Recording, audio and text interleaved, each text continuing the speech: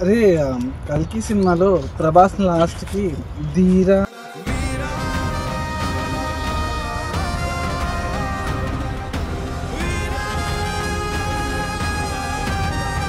చెప్పి like కర్ణుడిగా reveal చేస్తారు కదా, అసలు అంత ఇంపాక్ట్ ఎందుకు వచ్చిందో? Like do you have any idea? Like idea ఏం లేదు కానీ సీన్ మాత్రం కిరాక్ ఉంటుంది.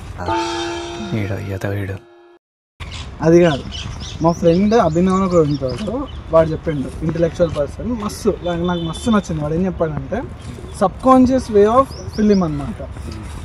మనం చెప్పినట్టు సలార్కి కల్కి లింక్ చేద్దాం. యాక్చువల్లీ సలార్ ఏంటి, సలార్ సినిమాలో ఆ రాజ్యం లైక్ ఆ కాన్సర్ మొత్తము ప్రభాస్కి దక్కాల్సింది. కానీ ఎవరికి? వరదరాజ్ మున్నార్ కోసం వర్క్ చేస్తాడు.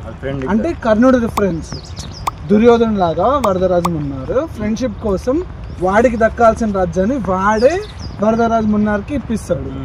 సో సబ్ కాన్షియస్ వేలో అదొక మహాభారతం రెఫరెన్స్.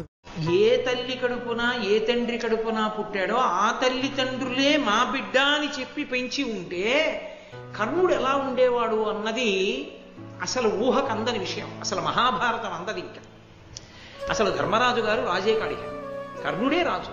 కర్ణుడు రాజ్యనికం చేస్తాడు. పైగా ఇంకొక మాట చెప్పాలంటే యుగాంతము వరకు కర్ణుడే రాజు.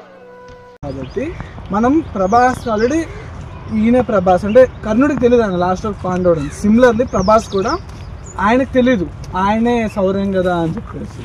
సో అలా సబ్ కాన్షియస్ వేలో మనం చూస్తూ రియల్గా కల్కి సినిమాలో కర్ణ అని చెప్పేసరికి సెట్టింగ్ అంటే ఆ level.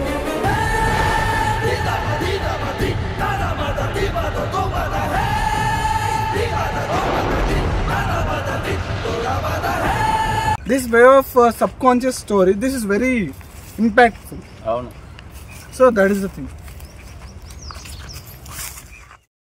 Encourage new talent, please.